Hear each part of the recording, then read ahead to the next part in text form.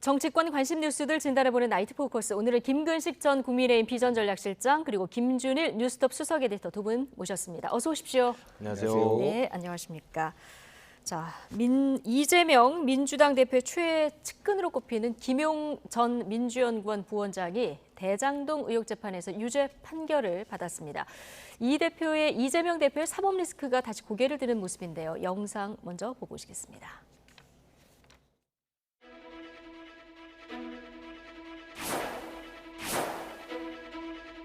선거 앞두고 있는데 심정 한 말씀 해주시죠. 선고 받고 나와서 말씀드릴게요. 돈을 받은 사실이 없는데 받았다고 지금 판결이 나서 정말 납득할 수 없고요. 진실은 곧 밝혀질 것이라고 그렇게 생각하고 있습니다. 수혜자는 이재명이고 주변인들은 전부 다 이재명을 위한 도구였습니다.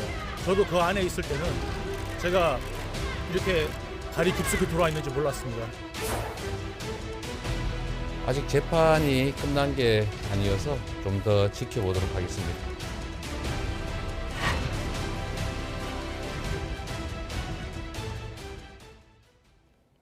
네. 자, 지금 영상으로 보고 오셨는데요. 이재명 대표 최측근인 김용 전 민주연구원 부원장 징역 5년 실형을 받았고요. 법정 구속됐습니다. 자, 이게 대장동 재판 중에서는 처음 나온 지금 법원 판결 아니겠습니까? 이게 오늘 나오기 전부터 굉장히 주목됐던 판결인데요. 지금 어떻게 보셨습니까? 이재명 대표의 사법 리스크는 어제 오늘의 일이 아니고 또 특히 이재명 대표 스스로도 지금 몇 가지의 지금 재판을 실제로 기소된 이후에 받고 있는 형편이고요. 예. 근데 그 과정에서 가장 처음에 문제가 됐던 이제 대장동 게이트 사건이 처음으로 1심이 지금 나온 겁니다. 그러니까 애초에는 이른바 남욱, 김만배, 유동규 정도의 어떤 이 대장동 일당들의 개인적인 어떤 일탈 행위로 이야기됐다가 이 부분이 예. 지난해 정권 교체 이후에 검찰에 새로 재수사를 하면서 김용 부원장과 정진상 실장이 이제 새롭게 이른바 범죄 혐의가 사실 입증이 돼서 기소가 돼 재판이 됐고요. 그 처음 재판의 1심 결과이기 때문에 저는 상당히 의미가 있다고 보는데 두 가지라고 생각합니다. 하나는 그동안 시종일관 이재명 대표와 똑같이 네. 김용 부원장, 정진상 실장은 이재명 대표 똑같이 한 몸으로 그런 사실이 전혀 없다. 그리고 이런 사실이 전부 조작이다. 그리고 상대방 유동규가 다 지어낸 말이다. 라는 것으로 일관돼 왔습니다. 그러나 오늘 판결의 핵심 판결의 요지는 그거 아닙니까? 유동규의 진실이 상당히 신빙성이 있다는 겁니다. 네. 그러니까 유동규는 줬다고 하는 그 일관된 진술을 하고 있고 받았다고 하는 김용 끝까지 거짓말이라고 우겨대고 있는 상황에서 김용의 그 범죄 사실을 판결을 한 거기 때문에 저는 이게 똑같이 이재명 대표의 기존의 사법 리스크에 대한 태도 그 부분에 대해서도 이재명 대표가 자기가 그런 사실이 없다라고 부인하는 그 부인의 어떤 그 설명력, 타당성에 대해서 아마 법원 전체가 일단 의심을 할 수밖에 없는, 법원 전체가 네. 의심을 하고 의혹을 가질 수밖에 없는 선례가 될 것 같고요.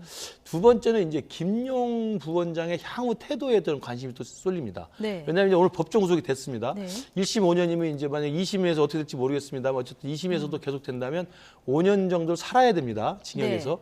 산다고 한다면 본인이 5년 동안 징역을 산다고 했을 때 5년 안에 이재명 대표가 어떤 일을 해서 자기를 꺼내줄 수 있을지 또 자기를 어떻게 해서 도와줄 수 있을지에 대한 고민을 할 거 아니겠습니까? 근데 자기는 5년 동안 감옥살이를 하면서 이재명 대표도 만약에 똑같이 사법 리스크가 이제 유죄 판결이 되는 경우에 대통령으로 출마할 수 있는 가능성도 봉쇄되고 이럴 경우에는 김용 부원장 스스로도 다시 자기가 기사회생할 방법은 없다라고 판단이 될 수 있는 거고요. 예. 그리고 실제로 잘 아시겠지만 감옥에 있을 때하고 감옥에 밖에 있을 때는 전혀 상황이 다르거든요. 그리고 그런 상황에서 지금 유동규 같은 경우에는 사실은 있는 그대로 진실을 이렇게 진술하면서부터 상당히 이제 많은 심경의 변화를 가지게 된 거 아니겠습니까? 그렇기 때문에 예. 아마도 향후에 법정 구속된 김용 부원장의 심경의 변화도 있을 수 있다. 왜냐하면 지금 김용 부원장과 정진상 실장이 이재명 대표를 향하는 대장동 게이트의 모든 의심의 마지막 그 문지기 역할을 하고 있는 거거든요. 예. 거기서 중단돼 있기 때문에 만약에 그 두 분 중에 누군가가 만약에 입을 열기 시작하면 이재명 대표를 그 직접적으로 향하는 새로운 범죄 사실이 나올 수 있다. 이런 생각도 듭니다.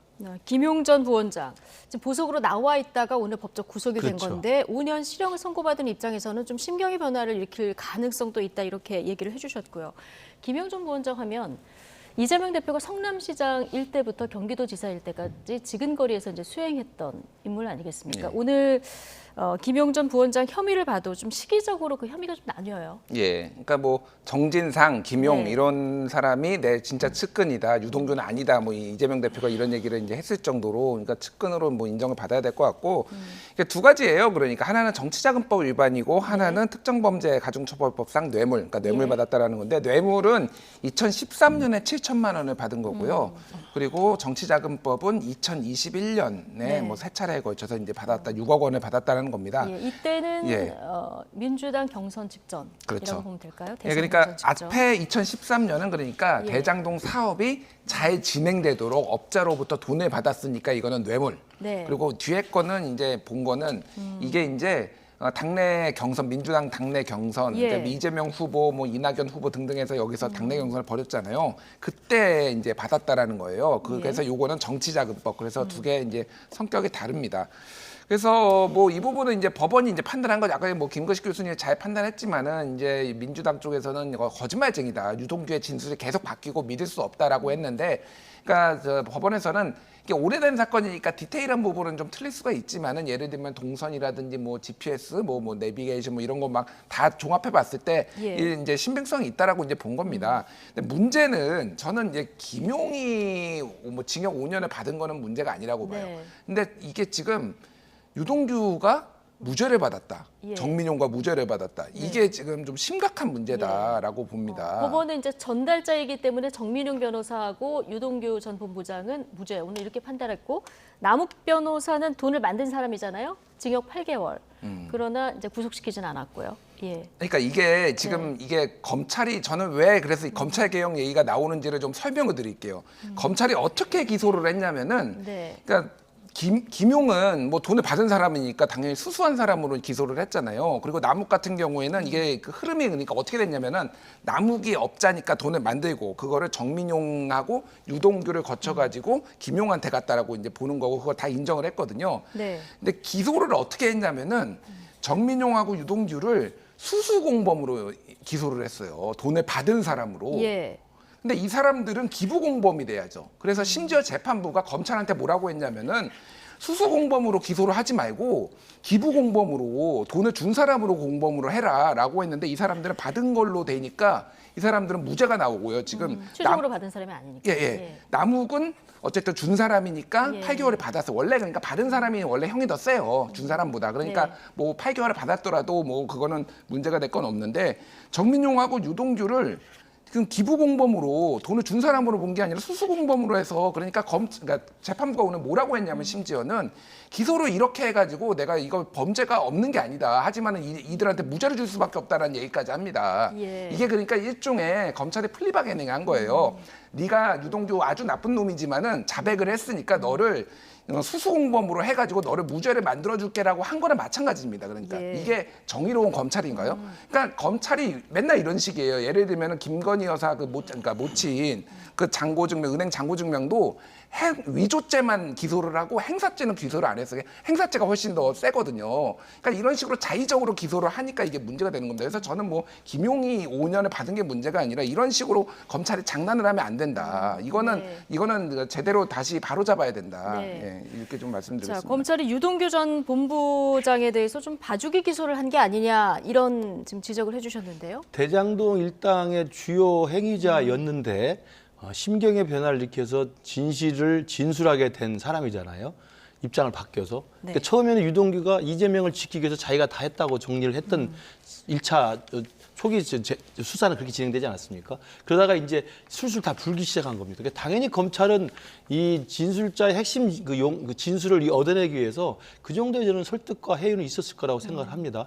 그러나 이게 이제 기소하는 과정에서 말씀하신 것처럼 이걸 준 사람인데 받은 사람으로 엉뚱하게 기소를 해서 무죄를 나오게 했다라고 하는 부분들은 뭐 사실 확인을 해봐야 될 것 같습니다만 저는 그렇다고 해서 이게 이재명 대표로 향하던 8억 6천여만 원의 어떤 그 대선 자금, 대선 경선 자금과 뇌물, 특히 이제 이번에 무죄로 성남시 의원일 때 이른바 업자로부터 받았다는 뇌물 중에서 7천만 원만 인정을 하고 1억은 무죄랬는데 네. 그 1억이 무죄로 했던 재판부의 판결문은 뭐냐면 그 1억은 김용이 받은 게 아니라 네. 당시 이재명 시장의 재선을 위한 자금으로 썼던 것이기 때문에 무죄라고 봅니다. 그래서 이제 공소장 변경하겠다 오늘 그렇습니다. 검찰이 그러니까 그렇게 오히려 얘기했는데요. 그런 더 큰 예. 이재명 대표의 더 큰 범죄들에 대해서 1심 재판부가 상당히 많은 유죄 판결을 내리고 있다는 점이 저는 훨씬 더 중요하게 봐야 되고요. 그리고 뭐 이 사건이 아니더라도 유동규는 이미 나무, 김만배, 유동규 등등의 대장동 일당은 이미 1차로 재판이 돼가지고 지금 그 사건에서 지금 재판을 받고 있습니다. 그 사건이 훨씬 더 큰 중범죄가 나와요. 본인이 본래 했던 대장동 일당의 그 사건이기 때문에 이건 이제 김용한테 주는 돈을 어떻게 전달했느냐의 문제에 관련해서 준 사람인데 수수받은 사람이라고 해서 빠져나갔다는 말씀을 하시는 건데 그 사실관계는 뭐 그렇다 치더라도 네. 더 큰 죄로 지금 지금 재판을 받고 있기 때문에 그게 뭐 이렇게 유동규를 완전히 뭐 없던 범죄가 없던 것으로 만들어진 건 아니라는 말씀을 드리고요. 네. 문제는 이제 국민들 입장에서는 대선 후보까지 나왔고 지금 현재 국회의원이고 민주당이라는 제1야당의 대표를 하고 있는 이재명이라는 분이 실제로 가장 최측근이라는 김용으로부터 이런 정도의 유죄 판결이 확정돼 버리면 네. 오늘 판결이 나왔습니다만 2021년에 대선 예비 경선에 필요하다고 그래서 돈을 자금을 조달했다는 거 아니겠습니까? 이게 지금 정치자금법 위반으로 지금 유죄 판결을 받은 거거든요. 그러면 그 김용이 받았다는 그 수억 원의 돈을 김용이 어떻게 썼겠습니까? 자기 개인적인 뭐 호사를 위해 썼겠습니까? 당연히 당시에 이재명 당시 당내 경선을 예. 위해 썼던 것이죠.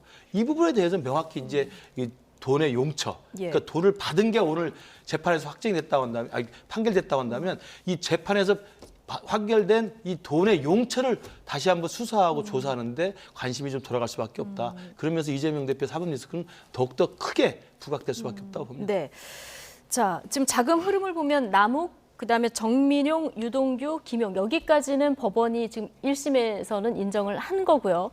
자, 이 돈이 최종 이재명 대표를 위해서 썼고 이재명 대표도 알았을까? 이게 이제 남은 검찰 입장에서는 증명해야 될 숙제인데 유동규 전 본부장은 이게 이재명 대표가 최종 수혜자다 오늘도 이 얘기를 했는데 오늘 재판에서 유동규 전 본부장의 지금까지 진술이 상당 부분 인정이 됐단 말이죠. 자, 앞으로 수사 이재명 대표와는 어느 정도 그 사법 리스크와 연관이 될까요? 그러니까 이게 이제 밝혀내는 게 굉장히 좀 까다로워요. 네. 그러니까 그동안 이제 뭐 대장동 자금이 한 400억 원대가 뭐 저수지로 있었네. 그래서 그게 흘러 들어갔네. 여러 가지 얘기들이 근데 있었는데 그건 직접 공소장에 못 넣었잖아요. 못 넣었어요. 그건 아예 못 넣었고 이제 여기에서 직접적으로 이제 돈을 받은 것만 확인을 한 건데 어쨌든 이 연결 관계가 되려면은 이게 용처를 확인을 해야 됩니다. 네. 그러니까 이게 거기에 경선 자금이 흘러가서 그 캠프에서 경선 때 여기에 뿌렸다라는 것까지 증명을 해야지 이게 이제 네. 되는 거잖아요. 이건 검찰이 이렇게 뭐 심증을 가지고 수사하는 거는 저는 당연하다고 봅니다. 그렇게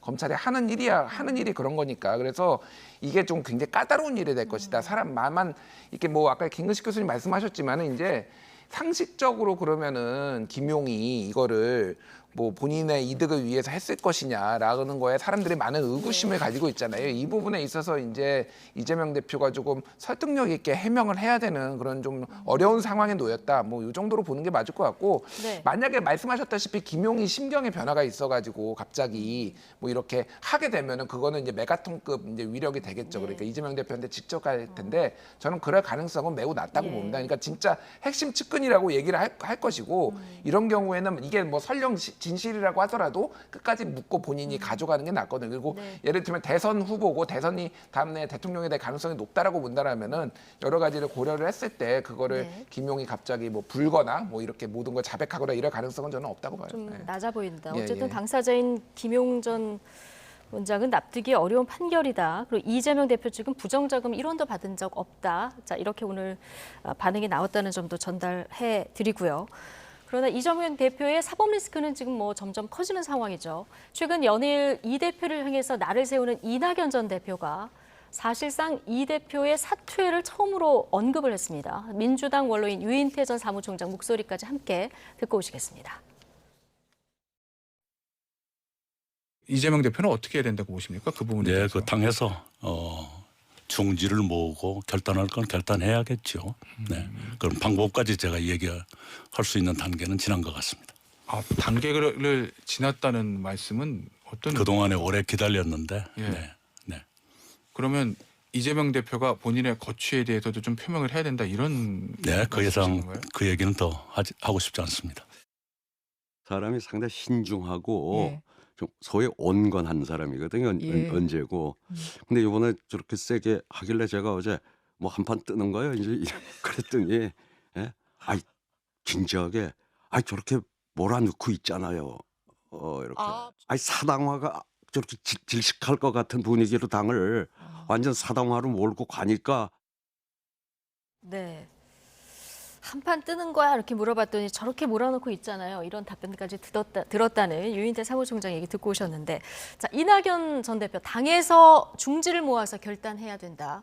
자, 이 얘기 사실상 이재명 대표가 거취를 결정해야 된다 이 얘기로 뭐 들릴 수밖에 없는데, 이 대표 내일도 대장동 재판이 있고 사법 리스크가 굉장히 크다 보니까 총선을 칠 수 있겠느냐, 자, 이런 얘기예요.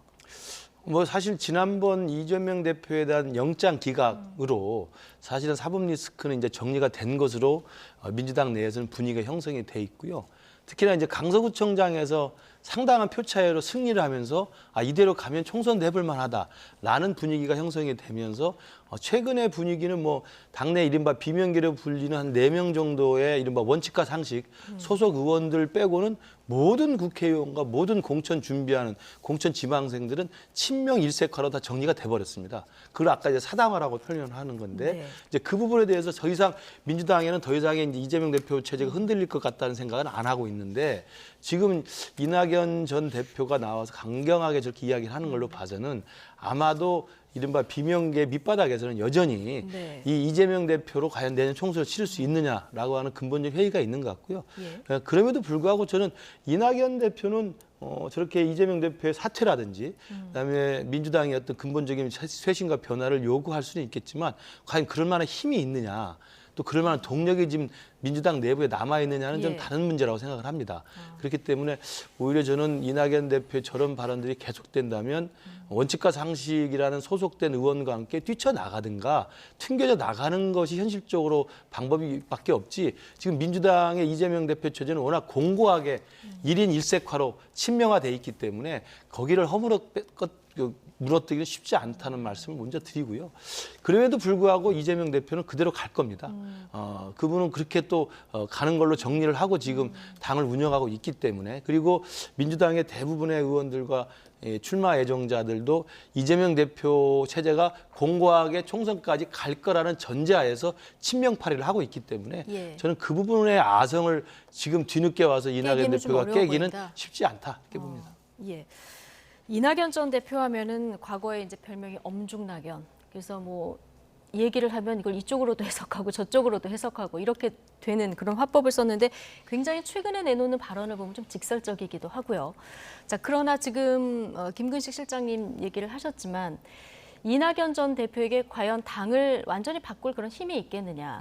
자, 이런 물음표를 던지셨거든요. 아니 뭐 저도 큰 틀에서 동의합니다. 왜냐하면 일단은 지금 총선을 앞두고 있고 네. 공천권을 행사하는 사람이 당 대표와 당 지도부인데 여기에서 뭔가 당에서 중지를 모아 결단해야 된다라고 하면은 뭐 그 지도부가 결단을 하겠습니까? 아니면 의원들이 벌떼처럼 일어나 가지고 사퇴하게 하라고 이렇게 하겠습니까? 그건 가능성이 높지 않고 그냥 탈당 빌드업 정도로 뭐 이거를 보면 될 것 같습니다. 어떤 당의 예. 도덕성이나 어떤 윤리 의식 이런 거에 이제 크게 문제가 있다라는 건데, 이제 두 축인 것 같아요. 하나는 선거제도와 관련해서 약속을 지키지 않는 민주당, 그리고 대통령 후보로서 본인이 위성정당 만들지 않겠다, 선거제도 후퇴하지 않겠다라고 했지만은 그거가 문제가 있다라는 식으로 이제 그거를 한 축을 이제 공격하고 있고, 한 축은 네. 도덕성 문제인데, 그러니까 이게 조금 애매한 게, 그러니까. 이재명 대표가 만약에 뭐 이를테면 5년형을 받았다 그러면은 의원들도 다 벌떼처럼 일어날 겁니다. 이건 이대로는 당은 선거를 치를 수 없다. 그런데 이게 어쨌든 김용이잖아요. 그리고 당사자에 대해서는 리스크는 올라갔지만 아직 이게 어떤 그 연결된 고리 경선 자금을 쓰였다라는 것에 대해서 확실하게 지금 나오지 않은 이상은 당에서 조금 뭔가 행동을 하기는 어려울 것 같고, 그래서 지금 전체적으로 보면은 조금 이 12월 말을 향해서 다들 행동을 하기 위해 위해서 좀 스탠바이 하고 있고 그 시간을 향해서 지금 가고 있다 이 정도로 보는 게 예. 맞을 것 같아요. 탈당 빌드업 혹은 신당을 위한 포석 뭐 이 정도로 보는 게 맞겠다. 예. 네, 두 분 모두 좀 비슷한 오늘 해석을 내주셨는데요. 국민의힘 얘기로 좀 넘어가 볼까요?